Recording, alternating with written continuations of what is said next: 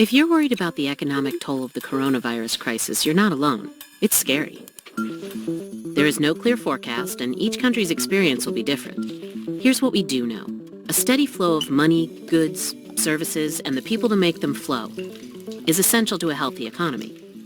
And that flow is severed right now by life-saving stay-at-home orders. Recession is inevitable, but what kind of recession it will be and what recovery might look like is still unclear. To help imagine what could happen, authors from Boston Consulting Group point out that recessions and their recoveries come in various shock shapes. These are determined by how hard a crisis hits the supply side of an economy. That's an economy's inputs, capital, like machinery, factories, software, labor, or workers, plus productivity, or how we use labor and capital productively. The harder the supply side is hit, the more credit is interrupted, meaning less money is injected in the form of loans to businesses and individuals to fuel investment, and the more difficult it is for productivity to recover. From best to worst, we have V, U, and L recession shock shapes. The V shape is a one-time dip. If credit can continue to flow, productivity and labor are less affected. You can see that growth dips but recovers to its pre-crisis level and rate. The U-shape is much more costly. Credit flow is disrupted and growth drops precipitously, never rebounding to its pre-crisis path. The rate of growth recovers, see how the slopes are the same, but a large gap between the old and new paths represents one-off damage to the economy's supply side. The L-shape is the worst. Credit is severely disrupted, not once but perpetually, and there is very little new investment. This economy never recovers its prior output path, and the rate of growth also declines. The crisis leaves permanent structural damage to the economy's supply side. These examples represent crises that started in the financial sector, disrupting credit flow and thus capital growth.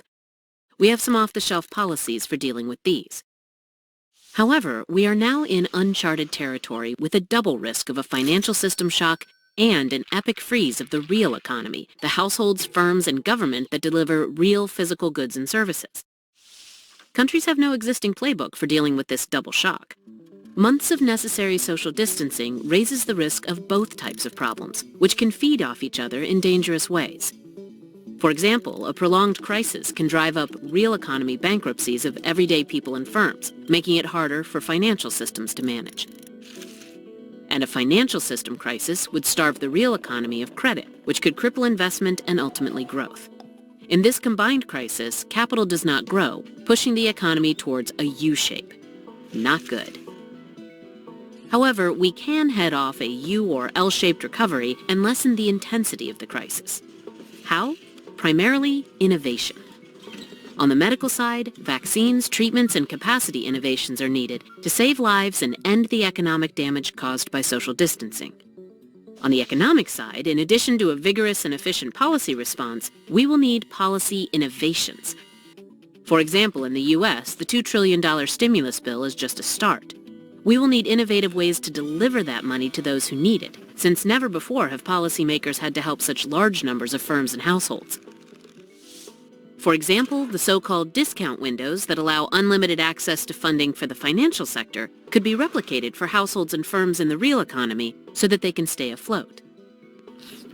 Zero-interest bridge loans to households and firms, a moratorium on mortgage payments for residential and commercial borrowers. These are potential solutions that could help make a real difference. The economic goal is to keep our shock shape closer to a V and further away from a U or an L. Speedy, well-executed medical and policy innovations are our best hope to save the most lives and avoid permanent economic damage.